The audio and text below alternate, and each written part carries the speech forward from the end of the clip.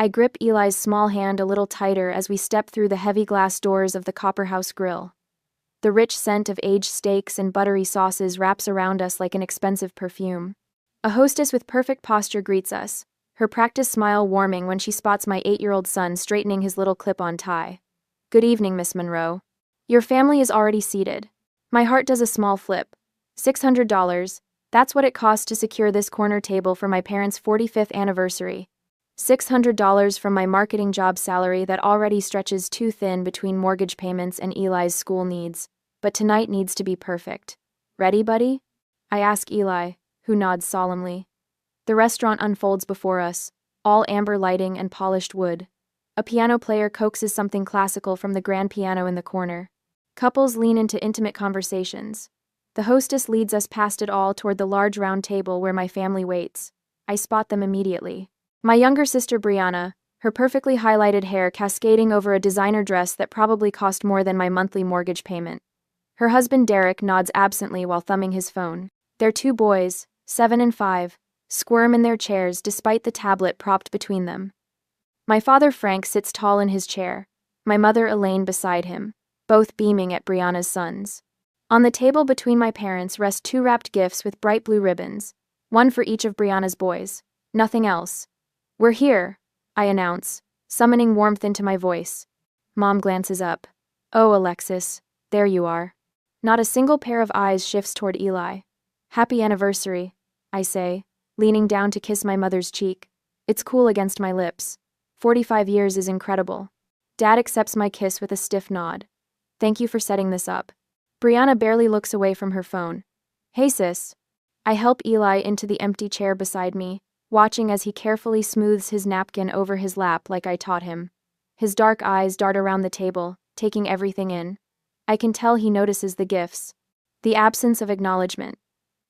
"Eli picked out cards for both of you," I say, nudging my son gently. He reaches into his little suit pocket, producing 2 handmade cards with careful crayon drawings. "Happy anniversary, Grandma and Grandpa." Mom takes them with a distracted smile. "That's nice, dear." The cards disappear into her purse without being opened. "Alexis, be reasonable. Your sister needs this more." The memory of my mother's voice slices through me, sharp and familiar. How many times had I heard those words growing up? When Brianna needed the new coat more than I needed winter boots. When Brianna deserved the last piece of cake because she'd had a hard day at school. When Brianna required my college fund because her wedding venue had to be perfect. It's a pattern I've never broken. Even now, with Eli to raise on my own after his father walked out, I still send Brianna money when she calls with her latest crisis. Still show up to every family function, hoping that this time will be different. Still wanting, for Eli's sake, just one perfect family dinner. A waiter appears with leather-bound menus. I watch Eli's eyes widen at the fancy script, his finger carefully tracing the descriptions of each dish. He pauses at the shrimp pasta, his favorite meal for special occasions. "Would anyone care for appetizers?" the waiter asks. Brianna's boys shout their demands, while my father nods approvingly at their healthy appetites. When the waiter turns expectantly toward Eli, my son looks up at my father first. A child's instinctive deference to the family patriarch, then back to the menu. "Could I have the shrimp pasta, please?" Eli asks, his voice barely audible over the piano music. The waiter looks toward my father, who continues studying his menu as if Eli hadn't spoken. The silence stretches uncomfortable seconds longer. Then Brianna smirks, not bothering to look up from her phone. "We didn't order for him." My breath catches. Before I can respond, my father adds coldly, "You should have packed him something." The table goes deadly silent. Even Brianna's boys stop squirming, sensing the sudden tension. Eli shrinks in his chair, his eyes dropping to his empty plate. His small shoulders curve inward like he's trying to disappear. I feel something crack inside me. Not dramatically, but with the quiet finality of ice breaking on a winter lake. 5 years of raising this gentle, kind boy alone. 5 years of bringing him to family gatherings where he's treated as an afterthought. 5 years of telling myself it would get better if I just tried harder. My face remains perfectly still as I process what has just happened. My family has deliberately excluded my child from dinner. At an event I paid for. At a table I reserved. The waiter shifts uncomfortably beside us. "Perhaps I should come back." "No," I say, my voice unnervingly calm. "That won't be necessary." I stand slowly, straightening to my full height. Please cancel any pending orders for this table. Alexis. My mother begins, alarm creeping into her voice. Bill it all to my father. I continue, meeting the waiter's eyes. It's his celebration, after all. I reach for Eli's hand. He looks up at me, surprise replacing the hurt in his eyes. It's the first time he's seen me stand up to my family. The first time I've truly chosen him over their approval. Frank's face reddens. Now wait just a minute. No, I say again. I don't think I will. Brianna's mouth hangs open in shock as I guide Eli from his chair. We walk away from the table, past the curious glances of nearby diners, through the elegant restaurant where I'd hoped my son might finally feel included in his own family. He squeezes my hand as we reach the doors. Are you mad, Mom? Not at you, I tell him. Never at you. Only at myself, for how long it's taken me to see what was right in front of me all along. Later that night, my phone buzzes for the 13th time. I don't need to check it to know who it's from. The screen lights up the darkened kitchen where I sit alone, bank statements spread across the table like fallen leaves. Each notification brings another accusation. Frank, you humiliated us in front of everyone, after everything we've done. Elaine, how could you embarrass your father on his special night, after everything we've done for you? Brianna, so dramatic. It was just dinner. You're overreacting as usual. I sip cold coffee and pull another statement from the stack. The truth hides in plain sight between deposit notices and withdrawal confirmations. My fingertip traces each transaction as if touching a bruise to confirm it's real. There it is, $900 transferred to Brianna's account on the first of every month for the past 8 months. Half her rent, though she'd claimed it was for emergency car repairs the first time. Then medical bills, then her boys' school supplies. The money never came back. Another statement reveals $3,000 in emergency loans that vanished without repayment or acknowledgement. 4 years of my life cataloged in financial support that no one remembers giving. I close my eyes, the numbers burning behind my lids. When I open them, I notice Eli's school photo on the refrigerator, his cautious smile, those serious eyes taking everything in. Just like at the restaurant. My phone buzzes again. I silence it.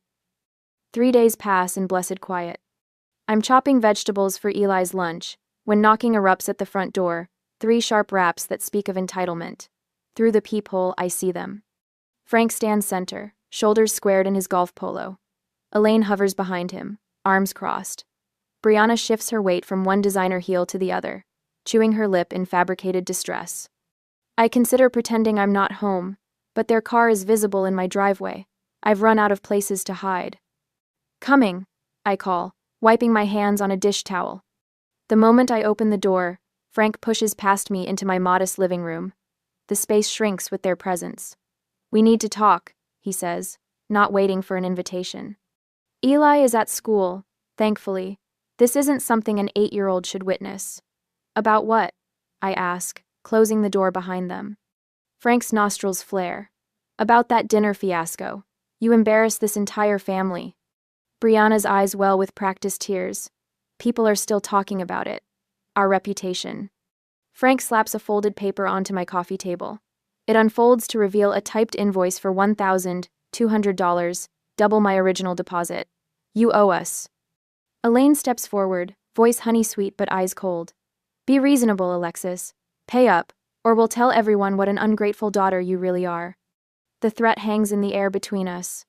I feel that familiar urge to cave, to write a check just to make them leave, to buy another few weeks of peace. Instead, I say, excuse me for a moment. I need to make a call. I step into the kitchen, my hands steadier than I expect as I dial. Aunt Carla? It's Alexis. Could you and Uncle Ray come over? Right now? It's important. 20 minutes of frosty silence later, the doorbell rings. Ray and Carla enter like reinforcements in a battle I've fought alone too long. Ray's 6'4" frame and quiet dignity make Frank straighten slightly. Carla, my mother's older sister, surveys the scene with sharp eyes that miss nothing. What's this about? Ray asks, voice calm but carrying authority Frank has always resented. Brianna starts her performance again. Alexis abandoned us at Dad's anniversary dinner and now won't take responsibility. That's not what happened, I interrupt, surprising myself with my steady voice. They refused to feed Eli, at a dinner I paid for. Frank steps toward me, finger pointing. You listen here. Back off, Frank, Ray says quietly, not moving, but somehow placing himself between us. Carla perches on the arm of my sofa. I've watched this pattern for decades. You've always favored Brianna. Always expected Alexis to sacrifice without complaint. That's ridiculous, Elaine sputters. Is it? I walk to the dining table and return with my stack of statements. I've been paying half of Brianna's rent for 8 months. $1,800 a month, and I've covered half. That's $7,200. Brianna's face pales slightly. Emergency loans that were never repaid. I flip through more pages. Free babysitting for her boys while she and Derek take weekend trips. Emotional support that's never reciprocated. My voice gains strength with each word. This ends today. Carla nods. When's the last time anyone helped Alexis? When she was divorcing Jason? When Eli had pneumonia last winter? When her car broke down in July? Silence settles over the room. Frank stares at the floor. Elaine examines her manicure. Brianna swallows hard. That's what I thought, Carla says. I walk to my purse and remove 6 crisp $100 bills, money I can't really spare but need to spend for my sanity. I slide them across the coffee table toward the invoice. Half the deposit. That's fair. Ha. Frank reaches for the cash. Now about the rest. The rent payments to Brianna stop today, I say, voice level despite my pounding heart. And I've documented everything, every transfer, every text begging for money, every promise to pay me back. If anyone wants to talk about who's ungrateful, I have receipts. Brianna's false tears dry instantly. You can't do that. I have bills. So do I. I gather the statements and return them to their folder. We're finished here. Frank sputters objections, his face flushing dark red. Brianna looks panicked, her eyes darting to Elaine for support that doesn't materialize. I believe my niece asked you to leave, Carla says, standing. Ray moves toward the door, opening it wide in silent invitation. They file out Frank first, then Elaine, then Brianna, who pauses to hiss.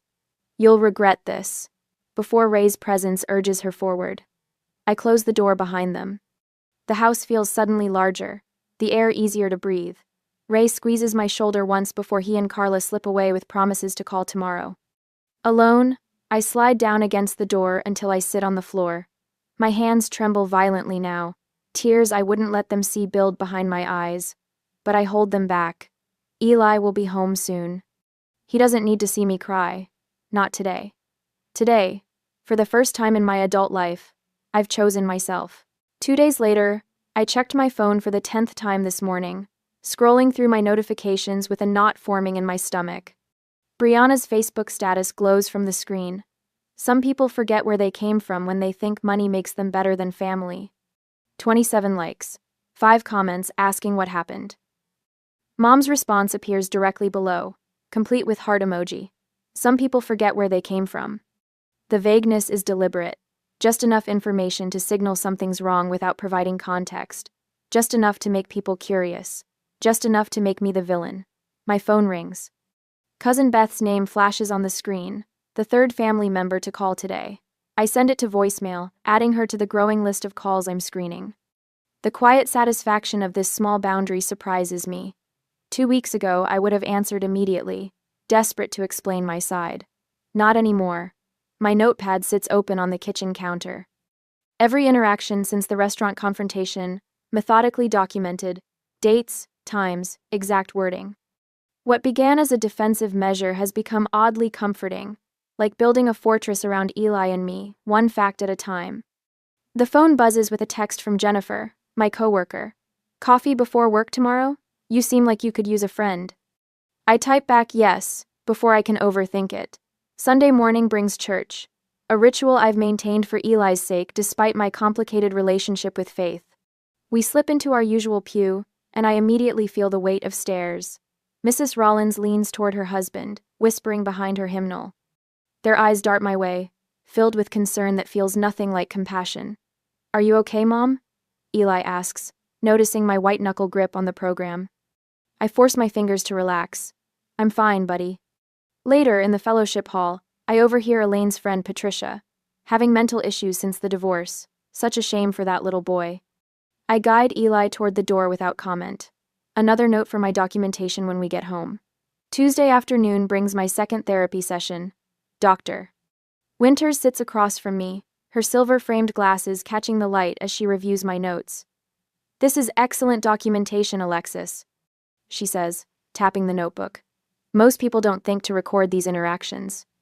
"I need to remember exactly what's happening," I explain. "Sometimes I doubt myself." "That's common with long-term family patterns," she nods. "You're establishing boundaries many people never manage. How does that feel?" I consider the question carefully, like putting down something heavy I didn't realize I was carrying. Thursday evening finds me pushing a cart through Sunridge Market, Eli beside me reading items from our shopping list.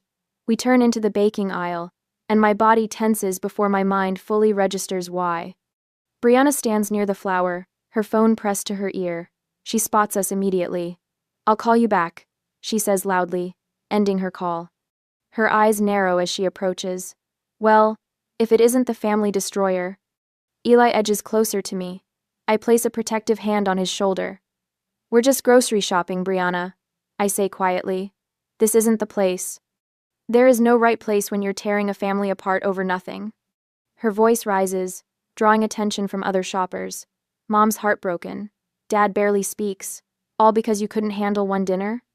An elderly woman with a cart pauses, openly watching. A store employee glances our way. "This isn't about dinner," I say, keeping my voice low and steady. "It's about respect. For me and for Eli." "Respect?" She laughs, the sound brittle and hollow. "What about respecting the people who've always been there for you, who've supported you through everything?" The lie is so blatant I almost laugh. Memories flash. The rent payments I've been making for her apartment. The emergency cash transfers that never got repaid. The childcare I provided while she and Derek took weekend trips. "You'll regret choosing your pride over family." She continues, voice dropping to a theatrical hiss. "Family is everything, Alexis. Everything." I said. The old me would have apologized, would have found some way to smooth things over, would have taken Brianna for coffee afterward to talk it out, ending with me somehow apologizing for being hurt. Instead, I simply say, "Excuse us," and guide my cart around her. "Really? You're walking away?" she calls after us. I keep moving, Eli's small hand finding mine. "You did good, Mom," he whispers, once we're in the next aisle. His approval fills me with unexpected strength. The support continues to appear in unlikely places. Jennifer meets me for coffee before work, listening without judgment as I share carefully edited highlights of the family drama. "Sounds like you're finally standing up for yourself," she observes. "About time." Miss Watson, Eli's teacher, mentions during parent pickup that he seems more confident in class. "Whatever changes you're making at home, they're working," she says with a warm smile. Dr. Winters validates my boundaries as healthy, not selfish. "Your family has a narrative about who you are and what you owe them," she explains. "When you challenge that narrative, they'll escalate before they accept the new reality." Aunt Carla calls daily, her check-ins a lifeline of family connection without the toxicity. "Your mother pulled this same routine when I refused to loan Frank money for his failed hardware store venture," she reminds me. 2 months of silent treatment, then she pretended nothing happened. Most surprising is the single-parent support group I joined at Dr. Winters' suggestion. Here, among strangers sharing similar struggles, I find myself opening up about patterns I've never articulated before. Their nodding understanding feels like permission to continue healing. The following week, on Wednesday, my phone rings during a client meeting. Eli's school number flashes on the screen. "Miss Monroe?" The principal's voice sounds strained. "Could you come in this afternoon? There's a situation we need to discuss." Ice forms in my stomach. "Is Eli okay?" "He's fine, but we've received a concerning report. It would be better to discuss in person." 3 hours later, I sit across from Principal Delaney, a woman from Child Protective Services beside him. My hands shake slightly as I fold them in my lap. Someone has filed an anonymous report claiming neglect. The CPS worker explains, her tone professional but not unkind. "We're required by law to investigate all reports." The fear that initially flooded me transforms into something harder, colder. What kind of neglect? Inadequate food unsupervised after school hours, possible emotional neglect. Each accusation is so absurd it would be laughable if it weren't so serious. My mind immediately catalogs the facts. fully stocked fridge, Eli's after-school program attendance records, his excellent academic performance. When would you like to conduct your home visit? I ask, my voice steadier than I feel. The CPS worker looks surprised at my directness. Tomorrow morning, if that works for you. Perfect. That night, I don't panic or cry. Instead, I clean our already tidy home, organize Eli's schoolwork into labeled folders, and print out his medical records showing regular checkups. I lay out his carefully planned lunch for the next day. Then I call Aunt Carla. Brianna, she says immediately when I explain. Has to be. The CPS worker arrives promptly at 9 the next morning. She tours our modest but well-kept home, checks the refrigerator and pantry, reviews Eli's school records, and observes his clean bedroom with appropriate toys and books. Miss Monroe, she says as she makes final notes, I'll be closing this case immediately. This appears retaliatory. What does that mean? I ask, though I already know. It means someone likely filed this report to punish you, not out of genuine concern for your son. She looks up from her clipboard. Unfortunately, we see this in family disputes. I'm sorry for the inconvenience. After she leaves, I call Jennifer to reschedule our lunch. Then I make another call, to an attorney recommended by a member of my support group. I need to document harassment. I explain over the phone, and I need to know my options. 2 days later, I sit in Attorney Lawrence's office with my evidence spread before us. Every Venmo transfer to Brianna, every rent receipt, every begging text message. $7,200 over 8 months, she says, reviewing the figures, plus childcare hours equivalent to approximately 4,000 in services. She looks up at me over her glasses. You've been thorough, that's good. I'm learning to be. And you've been recording all interactions with family members? I nod toward my notebook. Dates, times, exact wording whenever possible. Excellent. I can draft cease and desist letters based on the harassment pattern and false CPS report. She taps her pen against her legal pad. You understand this will effectively sever your relationship with them? The question should terrify me. Weeks ago it would have. Now I feel only clarity. This isn't family drama anymore, I tell her. It's war. I watch the FedEx driver retreat down my walkway, his shoes crunching on autumn leaves. The cease and desist letters rest in my hands, 3 identical envelopes addressed to Frank, Elaine, and Brianna Monroe. My attorney, Sarah, assured me this was necessary after the CPS ambush. You're doing the right thing, she had said yesterday, sliding the documentation across her desk. False CPS reports are serious. These letters establish a paper trail. The envelopes contain meticulous records, bank statements showing years of financial support, text messages begging for emergency loans, and a formal statement from the CPS worker confirming their visit appeared retaliatory. Sarah's stern warning about legal consequences sits prominently on the first page. My terms are clear. The financial exploitation ends today. I drop the letters into the outgoing mail slot and exhale.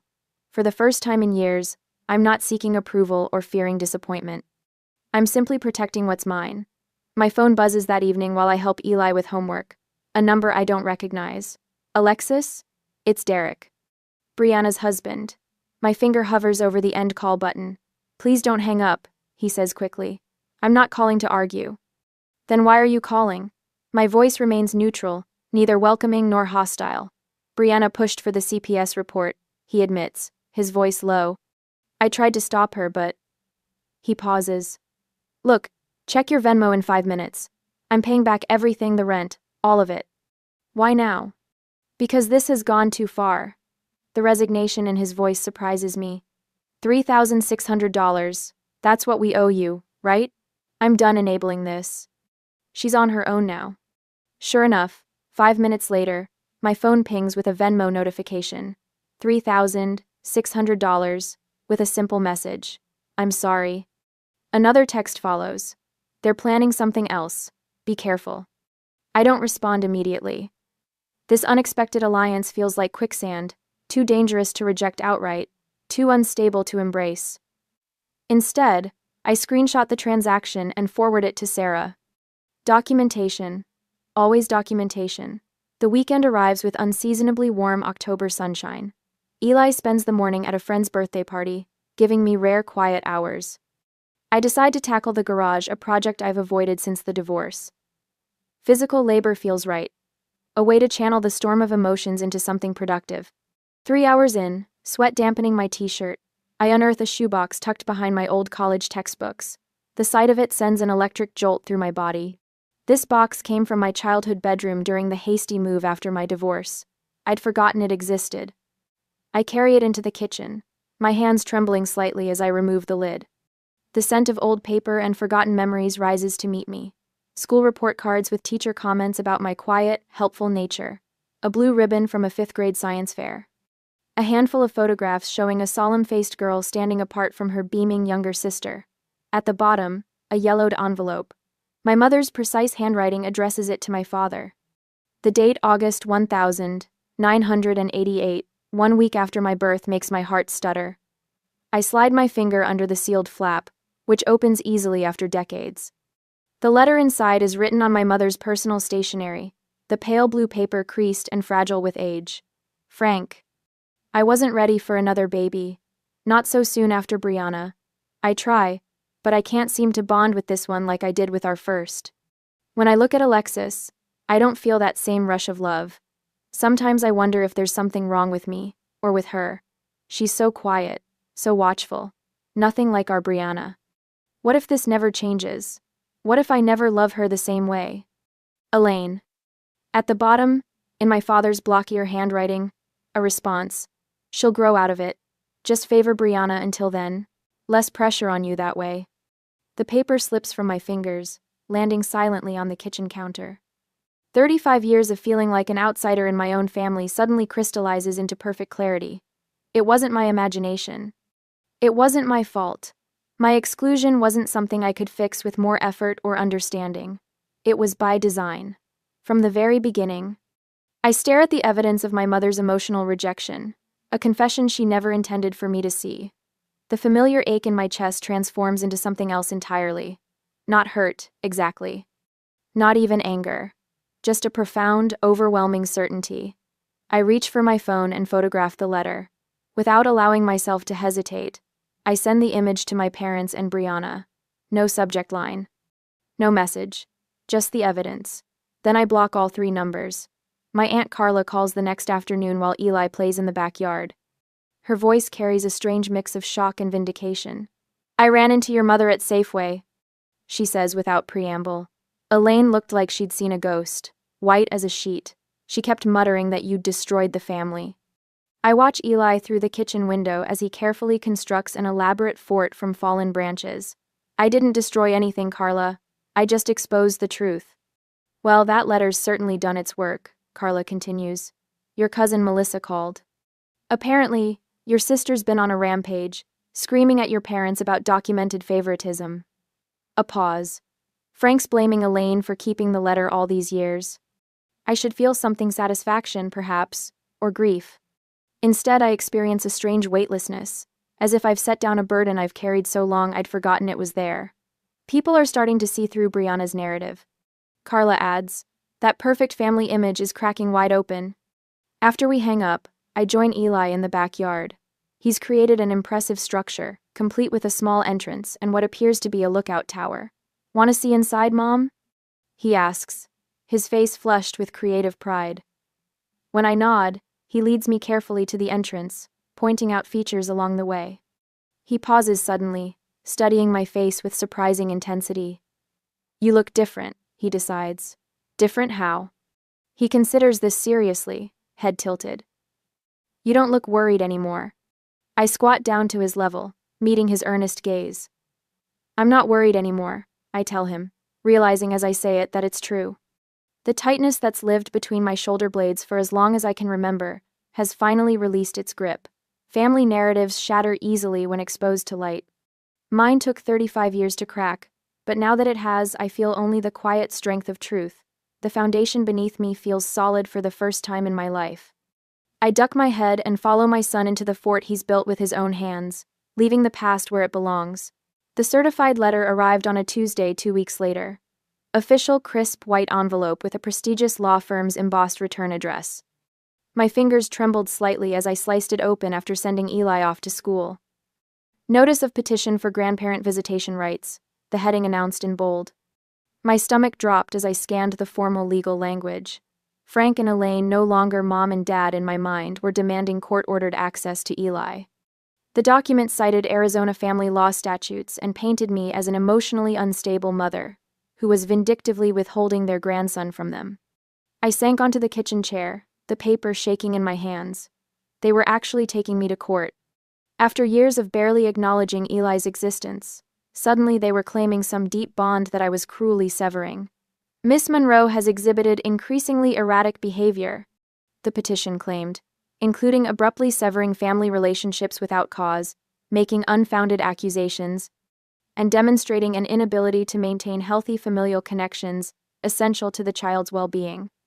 The lawyer's name at the bottom was from one of Scottsdale's most expensive firms. Of course, they'd spare no expense now, when it served their image. For one terrible moment, fear gripped me like a vice. What if a judge sided with them? What if my son was forced into supervised visits with people who had deliberately excluded him, who had filed false reports against me? The thought of Eli being legally mandated to spend time with them while I waited helplessly outside made my chest constrict. Then there was the money. Attorney fees, court costs. How much would fighting this drain from Eli's college fund? From our stability? I called my attorney with shaking hands. She promised to review the documents immediately, but the hour until she called back stretched endlessly. I paced our kitchen, imagining worst-case scenarios where judges who didn't know us made decisions that would haunt Eli for years. When my phone finally rang, my attorney's voice came through calm and steady. "They have no case, Alexis. Arizona law won't support them." "You're sure?" I pressed, needing absolute certainty. Grandparent visitation in Arizona requires extraordinary circumstances. The court prioritizes parental rights unless there's clear evidence that severing the grandparent relationship would genuinely harm the child. She paused. "Given what you've shown me about their minimal involvement in Eli's life, plus the false CPS report, their case is laughably weak." The relief nearly buckled my knees, but as I hung up, anger replaced fear. This wasn't just another manipulation. It was a declaration of war against my son's well-being. I spent the weekend building my fortress. Every slight against Eli, every missed birthday, every dismissive comment, all documented chronologically in a massive folder. Bank statements showing thousands funneled to Brianna while Eli wore hand-me-downs. Text messages where I'd begged them to attend Eli's school performances, met with excuses or silence. And at the center of it all, that damning letter from 1988. The one where my mother had written to my father that she couldn't bond with this one, and his callous response to favor Brianna until then, the smoking gun that explained a lifetime of rejection. Monday morning, I called Eli's school and filed for a restricted access order. Only approved individuals would be permitted to pick him up or visit Aunt Carla, Uncle Ray, my close friend Jennifer. Frank and Elaine's names were conspicuously absent. "Is everything okay, Miss Monroe?" the principal asked, concern evident in her voice. "Just taking precautions," I answered. "There's a family situation being resolved." That afternoon, I met with my estate attorney and updated my will. If anything happened to me, Carla and Ray would become Eli's legal guardians. Not Frank and Elaine, not Brianna. The document felt like armor protection extending beyond my lifetime. When my attorney delivered our formal response to the grandparent visitation petition, she called afterward with barely contained satisfaction. "Their lawyer just called me," she reported. "He's advising them to drop the case." "What changed his mind?" I asked. "Your documentation, particularly that letter from 1988. He said he can't in good conscience pursue a case that would be this damaging to his clients if it went public." I had won. Not just this battle, but the war. Years of allowing myself to be the family doormat had cultivated in me the perfect weapon, meticulous record-keeping, born from desperate attempts to understand what I'd done wrong. The following morning, I mailed identical letters to Frank, Elaine, and Brianna. 1 page, 5 sentences. I have documented every instance of neglect, manipulation, and cruelty toward Eli and myself. I have shared this documentation with my attorneys and trusted friends with instructions to make it public if necessary. If you contact me or Eli again in any way, I will involve law enforcement and release everything. This is not a negotiation or a temporary boundary. It is permanent. That evening, I gathered every family photo containing Frank, Elaine, and Brianna. The frames emptied one by one as I fed each picture into the shredder, watching as smiling faces from holiday dinners and forced family gatherings disappeared into confetti. In their place, I created a new photo wall. Eli and me at the Grand Canyon, Carla and Ray teaching him to fish, Jennifer's family joining us for Thanksgiving, our chosen family, the people who actually showed up. My phone buzzed with texts from extended family members I hadn't heard from in years. My father's brother asking if what he'd heard was true. My mother's cousin expressing shock at the CPS report. The power dynamics were shifting, the carefully curated family narrative crumbling. The following weekend, I booked a camping trip to Sedona. Just Eli and me under the stars, our first true just us adventure. As we packed the car, my phone pinged with a notification. One final message from Elaine. My finger hovered over the delete button. Part of me, the old Alexis, wanted to know what she had to say. What justification or plea or threat she was making now. I took a deep breath and pressed delete without reading it. Some messages don't deserve to be read. Some chapters need to stay firmly closed. Ready for an adventure, buddy? I called to Eli, who was carefully arranging his sleeping bag in the trunk. His smile, relaxed and genuine in a way I hadn't seen in months, was all the confirmation I needed. 3 months later, the tent stakes sink into the rusty earth with satisfying thuds as I secure our temporary home. Sedona's magnificent red rock formations tower around us, catching the late afternoon sun like ancient sentinels on fire. Eli darts between the juniper trees, his laughter bouncing off canyon walls as he collects pine cones for our evening campfire. Mom, look at this one. He holds up a perfectly formed specimen, eyes bright with discovery. It's bigger than my hand. No phones chirping with accusatory texts, no family drama suffocating us like too tight clothing.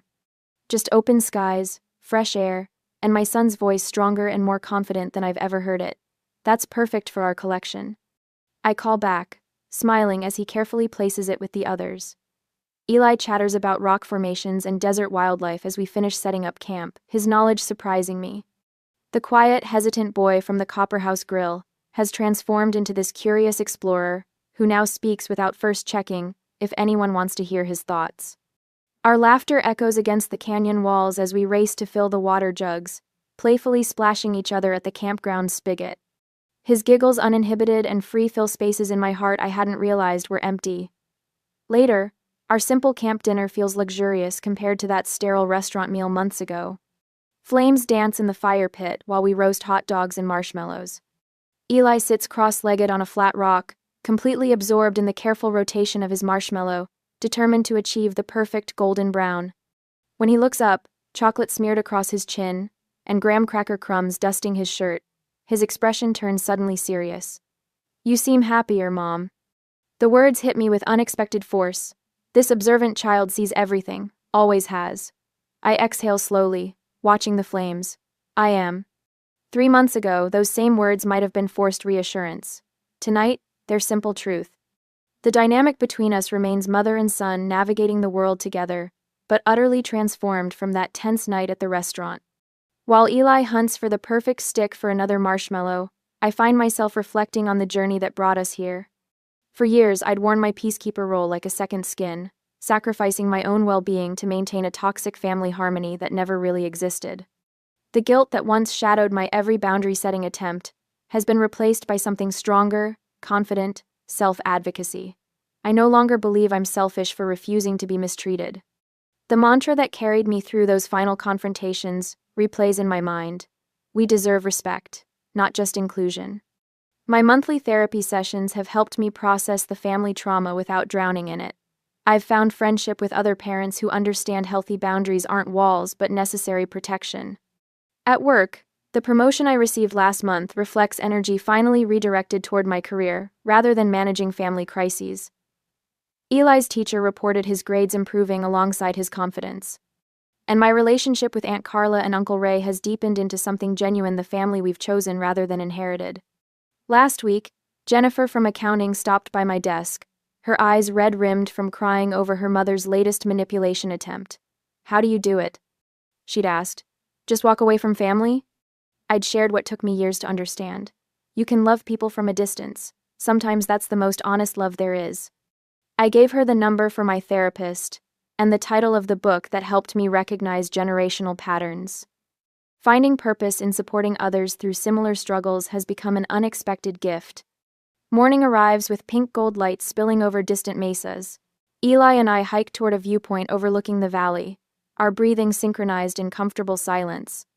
Standing here, I realize my body feels different, shoulders relaxed, spine straight, breath coming easily.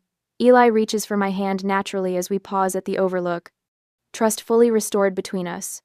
"Mom?" he asks, squinting into the brightening sky. "Yes, buddy?" "I like our family better now." I squeeze his small hand in mine. "Me too." The simple truth settles between us. Family is what we build, not what we're born into. As the sun crests the horizon, mother and son stand silhouetted against the dawn sky, walking together toward a new horizon neither of us could have imagined 6 months ago.